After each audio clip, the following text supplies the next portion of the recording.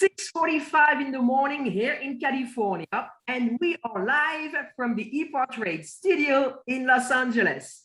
Welcome to Race Industry Week 2021, presented to you by ETS Racing Fuel, Penske Racing Shock, sponsored by AEM Performance Electronics, ARP, and Motul. I am Francisque Savignan, the founder and CEO of EPARTRADE, the global online platform for the performance and racing industry. This week, we have people watching us from over 110 countries around the world. And really, the big advantage of being online is one click, and you, from your computer, from your tablet, from your smartphone, and you can connect with the entire industry worldwide. So it's amazing, as we were saying yesterday, the amount of support we have been receiving from the racing industry. And we built this platform, but really it's the industry that's making it work. So thank you to all of you out there who believe in what we do. We are humbled and we're thrilled by all the support and the endorsement we have received.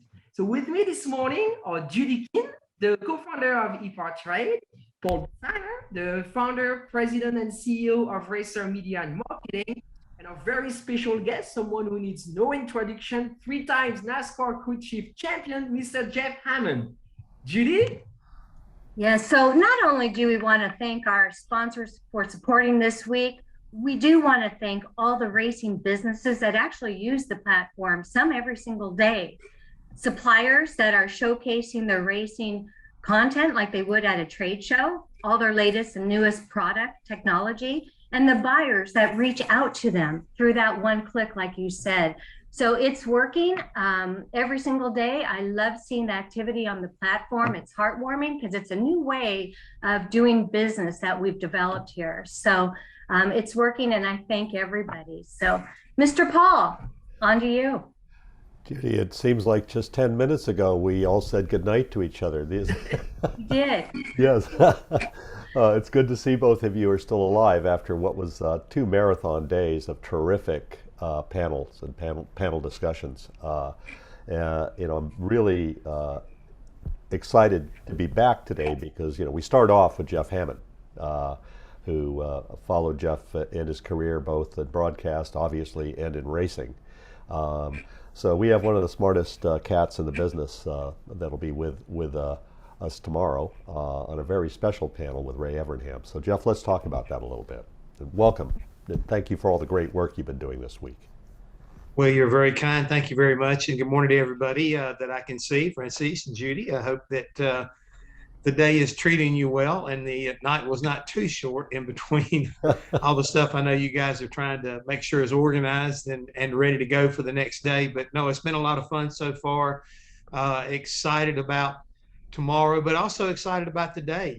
I'll get a chance to talk to Doug Yates here in just a few hours. And I think that's going to be an awesome session in its own right. So much has been accomplished by Roush Yates. And I'm really looking forward to getting the behind the scenes story from Doug. He's a great young man and he has done so much for the industry. But yeah, you talk about the wily old fox, Ray Evernham. And again, I have been blessed to know him for many years, starting back in the IROC days. It's where he and I hooked up the first time when he was working for Jason Norrie.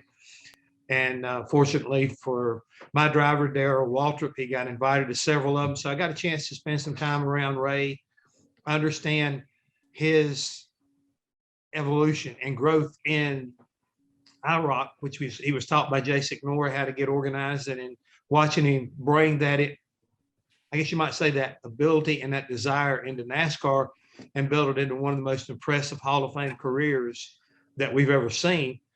And oh, by the way, this past summer, I spent the summer with Ray, 6 weeks on the road with SRX, and had a blast. So I think that tomorrow we will get a chance to really hear from the man himself about what it's been like to be the main focus of racing, to being on the sidelines, being in broadcasting and coming back into racing. I mean, Ray he is all over the board. And I'm envious about all the opportunities he has had and the success that he's been able to turn those things into. I mean, it's Paul. He's just the guy that he never lets the grass grow under his feet. No, and I think both of you share the common trait too, is that you're racers and you act right on the moment and do what you've learned to do so well, is be competitive in the world. And I think that what you both were involved with this summer, to me, is the story of 2021.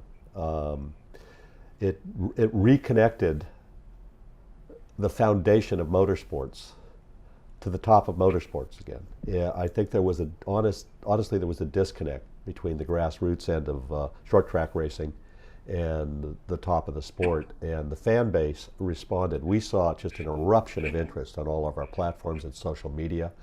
By the way, I do have to say we saw an eruption of interest in your discussion with Mr. Yates tomorrow as well. So, but I think that it was a phenomenon, and what was it like to be inside that? The easiest way for me to explain it, because again, I'm a racer at heart, Paul. I mean, again, I grew up, I started out 12 years old running the dirt tracks here in the Carolinas. And, I'm one of the guys that can sit here and say, I knew Ralph Earnhardt. I knew Harry Hyde. I met so many legends in the sport, and having the ability to be able to go through that and then eventually, work for Junior Johnson. These guys were great in NASCAR, and I never got an opportunity except when those other superstars came into the NASCAR world, like Mario Andretti or AJ Foyt, that I got a chance to interact with them. Well, this past summer, not only I get a chance to interact, I got a chance to crew chief the winner of the Indy 500 this year, Elio Castroneves, Tony Kanaan.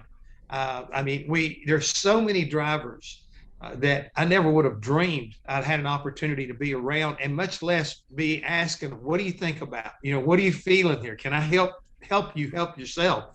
Trying to coach up a guy, like Elio, because again, he's never run Stafford Springs. No.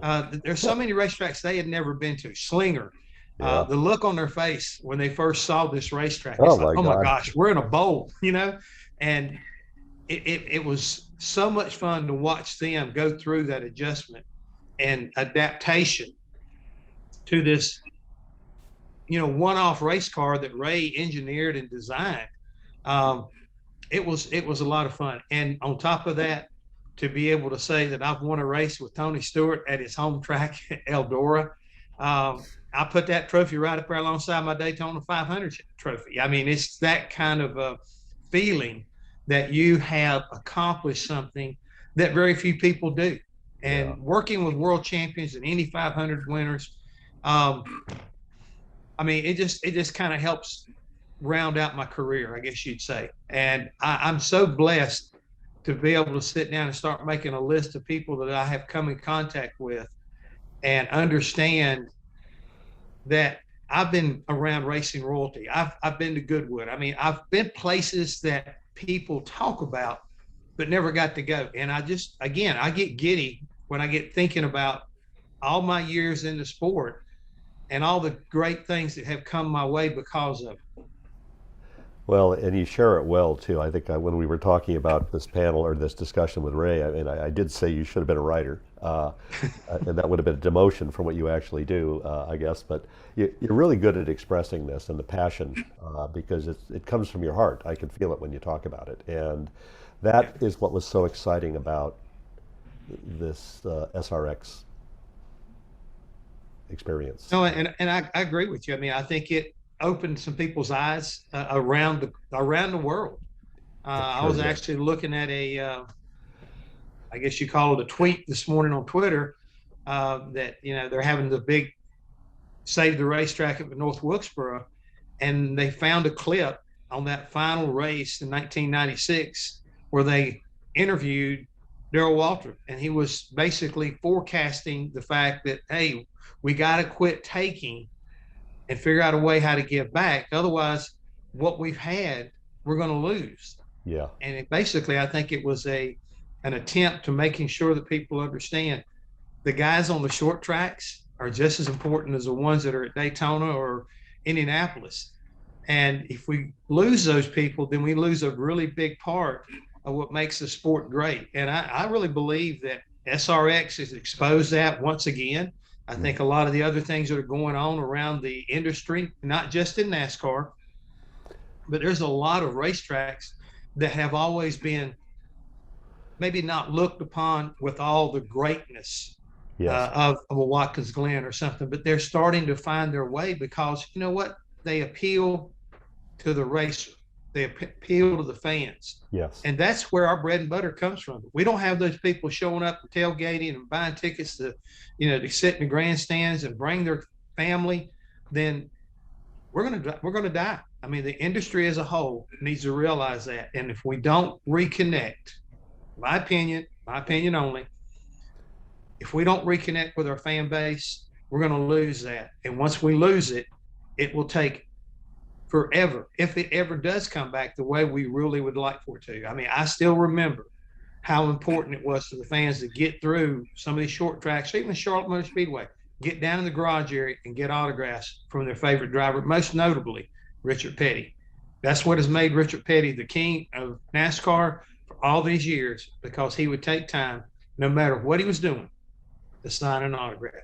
And that means so much to those individuals. You ask a lot of people who grew up race fans, and they'll tell you, my daddy or my granddaddy took me to a place, I got Richard Petty's autograph, and my son and grandson now have his autograph. I mean, that's the kind of generational stuff that we need in all the motorsports.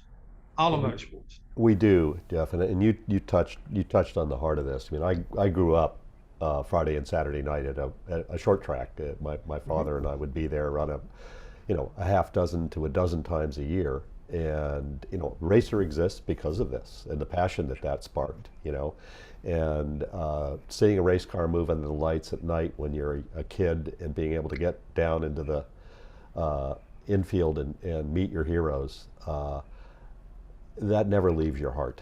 And to see your heroes, especially when the big guns come to town and your heroes race with them and they can beat them, that is inspiring. That's inspiring to everybody that cares about the sport. We saw that this year, and I cannot wait for this discussion. I told Francisca and Judy last night, this is the big prize in the middle of all this week here, is this conversation we're going to have tomorrow, and I hope everybody joins us at the top of the day for this conversation tomorrow. I hope it's just two friends talking with me sitting around listening, because it's going to be fantastic.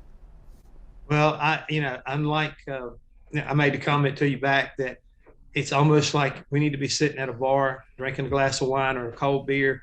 But that time of the morning, maybe we need to be thinking about some of I know Judy loves coffee, so maybe we need some coffee. I'm not a coffee drinker, but who knows? Maybe Ray is. But that's exactly what I hope happens, because again, he is he's a little bit like me in this respect, because I think I am older than he is. But the fact that all the people he's come in contact with and the differences he has made in the industry as a whole, he got the spotlight on the pit crew back in the day with the Rainbow Warriors. Yeah. And, it really, it energized what turned out to be one of the biggest steps that we did in picking up time on pit road, because our athletes got better. Yeah. I mean, in the very beginning, we all were mechanics that were worked over a wall. We're like the Wood brothers. I mean, they were one of the greatest pit crews ever, but they never worked at trying to get real, a lot better, like working out and working on speed and agility and stuff. And that's the kind of progression and one of those moments in history that redefined the battle on pit road and how important it was to, especially, NASCAR series racing. Well, I love the way racers think too. Do it now. Figure it out now. Where's the advantage? Where's the gap?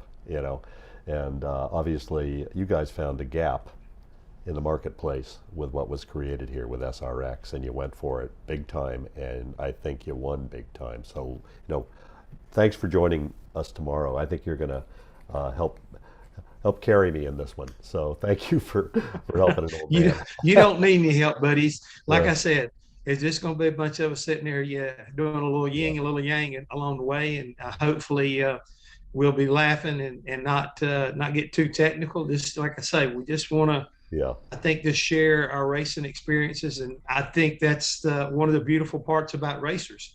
Usually if you get them somewhere where they got 5 minutes to talk about what was, or a moment in their career, next thing you know, you're sitting there an hour and a half later, and you've covered a lot of ground. Yeah, unless it's me and I'm making up stories about how great I was as a racing driver. But we'll save that for another panel.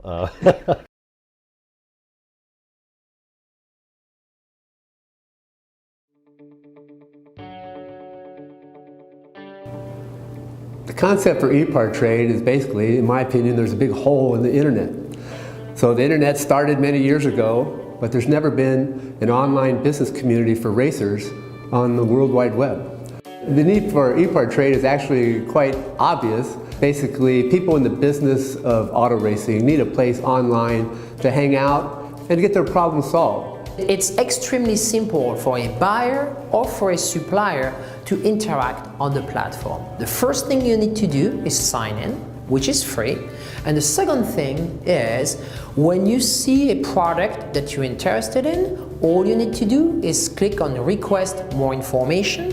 If it's a company, you click on request more information, and then from there it is forwarded directly to the buyer or to the supplier. You can go to epartrade.com, you become part of a community of businesses in racing, and it makes sourcing products much easier than just on the internet or using Google. At EPARTRADE, there is no e-commerce. It's literally a connection just like at a trade show. So now, any time of the year, a buyer could reach out to a supplier through an email. More than that, it's a place to go just to keep current every day. So it's a good place to start your workday in your racing business or in your offices of your professional race team. And you know you're current when it comes to new technology, industry news, technical papers, technical videos, all of that and more. We're not looking for a million hits per day. All we want is people who are really the volume buyers of racing products in the racing industry to be part of the little world of EPARTRADE. We have racing businesses participating from around the world. So you get suppliers from around the world, you get buyers from around the world. EPARTRADE really eliminates having to travel, closing down your shop. Now you have a place to showcase globally your racing product and technology.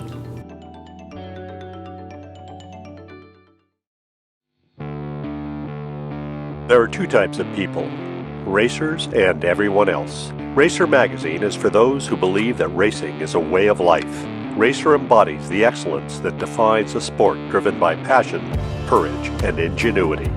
Get 1 year of both Racer's print and digital edition for only $39 with instant access to our entire digital issue archive. Subscribe now at info.racer.com.